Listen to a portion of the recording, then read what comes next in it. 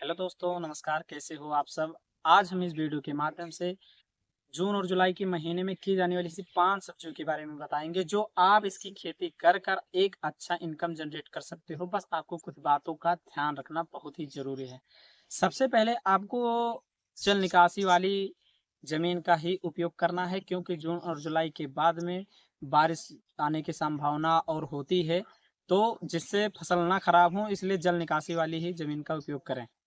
तो दोस्तों, चलिए वीडियो को शुरू करते हैं। अगर अभी तक आपने हमारे यूट्यूब चैनल को सब्सक्राइब नहीं किया है तो सब्सक्राइब कर लें, ताकि ऐसे ही जानकारी आपको हम आगे तक देते रहें। तो दोस्तों, वीडियो को शुरू करते हैं। सबसे पहले बात आ जाती है करेले की खेती। करेला की एक ऐसी खेती है जो साल भर इसकी डिमांड बनी रहती है। सबसे पहले आप इसकी खेती करने से पहले जल निकासी वाली ही ज़मीन का उपयोग करें, जिसमें पानी बरसात का इकट्ठा ना हो, आड़ा-टेढ़ा खेत ना हो, समतल करवा लें खेत को। और समतल करवाने के बाद उसको गहरी जुताई करें, ताकि खेत में उर्वरक लंबे समय तक बना रहे। और जुताई करते समय अगर हो सके तो 1 ट्रॉली गोबर का खाद और 15 किलो डाई और 10 किलो एमओपी डालकर जुतवाएँ, जिससे उर्वरक ज़्यादा बढ़ जाएगी और पैदावार आपको अच्छा देखने को मिलेगा। और साथ ही इस बात का ध्यान रखें कि अगर आप मल्चिंग पेपर का उपयोग करते हैं, तो इसमें अधिक उत्पादन आपको बढ़ जाएगा। और एक बार खर्च तो आएगा, लेकिन आपको इसमें बहुत ही ज़्यादा फ़ायदा देखने को मिलेगा। जैसे कि घास की कमी हो जाएगी पूरे खेत में, घास में कम जमाव लेंगे और घास कम होने के कारण पैदावार में अधिक वृद्धि होगी, उर्वरक बना ही रहेगा। और साथ ही पानी देने में अगर पानी ट्रिप का इस्तेमाल करते हैं, तो आपको थोड़ा पानी देना पड़ेगा, जिसमें जितना लगेगा उसमें उतना ही पानी उसमें जाएगा। और साथ ही इस बात का ध्यान रखें कि अगर इस समय खेती कर रहे हो आप, तो मंडप विधि से ही खेती करें, क्योंकि आने वाला समय बरसात का रहेगा। फल और फूल खराब होने के चांसेस ज़्यादा रहेंगे अगर पानी में नीचे ही पड़े रहते हैं तो। इस बात का ध्यान रख के अगर आप खेती करते हो, तो एक अच्छा इनकम जनरेट कर सकते हो। और बिजाई करने से पहले आपको इस बात का ध्यान रखना है, बीज को अपने जलवायु के हिसाब से अच्छा, और वेनार का हो गया, महको का हो गया है, कई सारी कंपनियां होती है अपने क्षेत्र के हिसाब से, वो आप चूज कर सकते हो। बस आपको इस बात का ध्यान रखना है कि बिजाई करने से पहले उसमें अंकुरण करवा लें। अंकुरण करने का जो वीडियो हमें अपने यूट्यूब चैनल पे डाल दूंगा। अंकुरण अगर आप करवा लोगे तो सारे के सारे बीज जो हैं निकल आएंगे, नष्ट नहीं होंगे। अगर आप सीधे ही बिजाई करते हो, तो उसमें जो उसके छिलके होते हैं बीज के, वो मोटे होते हैं, जिसमें उनको निकलने में यानी अंकुरण होने में टाइम लग जाता है। तो इस बात को ध्यान रखकर बिजाई करें। दोस्तों, दूसरी सब्जी की बात आ जाती है, तो भिंडी की खेती करके एक अच्छा और मोटा पैसा बचा सकते हो। बस आपको कुछ बातों का ध्यान रखना पड़ेगा, जैसे बीज का चयन करते समय खेत की तैयारी और दवा कितना डालना है, खाद कितना डालना है। अगर इतनी 4-5 चीज़ों का आप ध्यान रखते हो, तो निश्चित ही आप अच्छा पैदावार लिख सकते हो और अच्छा इनकम भी जनरेट कर सकते हो। तो दोस्तों, इसको लगाने की विधि की बात करें, तो अगर इस समय आप लगा रहे हो, तो आने वाले बरसात का समय है, इससे पहले आपको नाली की व्यवस्था करके ही बिजाई करनी है, जिससे अगर बरसात होता भी है तो ज़्यादा नुकसान पौधे को ना हो। इसलिए नाली की सहायता से ही बिजाई करें। और साथ ही जब बीज का चयन कर रहे हो, तो अपने जलवायु के हिसाब से अच्छे और गुणवत्ता वाले बीज का चयन करें, जिससे आपको अच्छा पैदावार देखने को मिलेगा। और साथ ही 1 हफ्ते में और 10 दिन के मध्य में आपको दवा का छिड़काव करते रहना है, जिससे आपको एक अच्छा पैदावार देखने को मिलेगा। दोस्तों, साथ ही बात करें तीसरी सब्जी की, तो तीसरी सब्जी आप कद्दू की खेती कर सकते हो, जिसमें आपको तो ना तो ज़्यादा मेहनत करना पड़ेगा, न ही ज़्यादा इन्वेस्ट करना पड़ेगा, ना ज़्यादा पैसा लगाना पड़ेगा।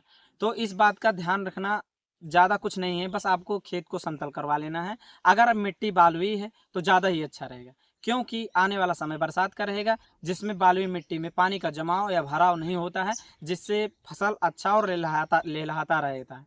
सबसे पहले आपको इस बात का ध्यान रखना पड़ेगा कि आयताकार नाली खिंचवा कर इसको और बुवाई करें। बुवाई करते समय इस बात का ध्यान रखें कि गोल गोल थाला बनाकर उसमें बिजाई करें, और एक थाले में 3 बिया बोएं।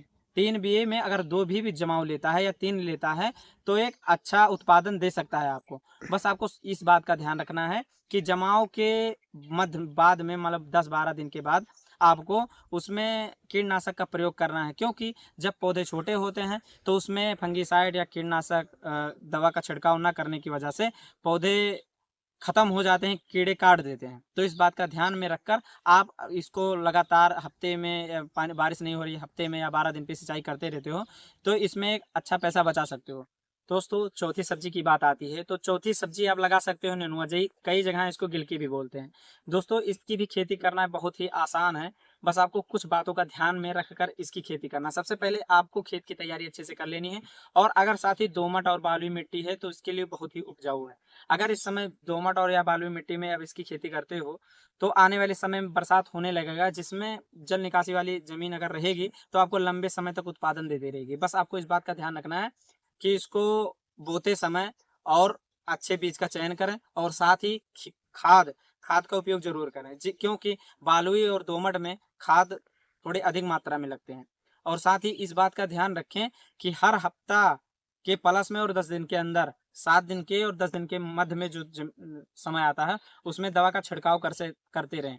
जैसे कि कोई भी कीटनाशक हो, एक दवाई भी चल सकती है, अगर उसके साथ कोई टानिक भी मिला जाए। अगर आप इसको मंडप विधि से करते हो तो आपको दवा छिड़कने में, या फल को हार्वेस्टिंग करने में, या पानी लगाने में, या नीचे का घास निकालने में आपको परेशानी नहीं होगी, और साथ ही लंबे समय तक आपको उत्पादन देती रहेगी। तो दोस्तों आप इसकी खेती जरूर करें, और बीज का जब चयन कर रहे हो तो अपने जलवायु के हिसाब से करें, क्योंकि बहुत लोग दूसरे प्रदेश से लाकर बीज अपने प्रदेश में उसका उपयोग करते हैं, जिस वजह से वो सक्सेस नहीं होता है। क्योंकि जो दवा बेच रहे हैं, जैसे मान लो जहाँ से बन के आ रहा है, वो पूरे जलवायु और क्षेत्र के हिसाब से ही बीज का चयन करके उस क्षेत्र में भेजते हैं। और साथ ही दोस्तों पांचवी सब्जी की बात आती है तो पांचवी सब्जी आप लौकी की खेती कर सकते हो। इस समय अगर इस समय आप लौकी की खेती करते हो तो 100% आपको प्रॉफिट ही प्रॉफिट देने वाला है। साथ ही अगर इसका खेती करने से पहले आप मंडप विधि का प्रयोग करें। मंडप विधि का प्रयोग करने से पहले आपको कुछ सावधानियां रखनी पड़ेगी, जैसे कि जो बांस लगाएं उसमें, यानी जो लकड़ी लगाएं वो मजबूत लगाएं, और जो तार लगाएं या रेशम लगाएं वो मजबूत लगाएं। क्योंकि ऐसा टाइम आ जाता है कि लौकी में इतना ज़्यादा फल लग जाता है कि वो नीचे आने लगता है। तो अगर आप इसको मजबूत से लगाते हो तो गिरने का डर या हवा के अभाव से उजड़ने का डर नहीं रहेगा। साथ ही इस बात का ध्यान रखें, इसकी बिजाई करते समय हमेशा नाली का प्रयोग करें, क्योंकि इस समय गर्मी ज़्यादा हो रही है। अगर आप नाली का प्रयोग नहीं करते हो तो पौधे सूखने के ज़्यादा डर रहेंगे, क्योंकि नाली में अगर सिंचाई करोगे तो पानी कम लगेगा और अंकुरण भी जल्दी होगा। और साथ ही इस बात का ध्यान रखें कि इसको बिजाई करते समय अच्छे गुणवत्ता वाले बीज का ही चयन करें अपने जलवायु के हिसाब से, और इसमें आपको हर दिन हार्वेस्टिंग करने का टाइम देगी, जो कि आप 1 बीघे में 1 क्विंटल प्रतिदिन इसमें कटाई कर सकते हो।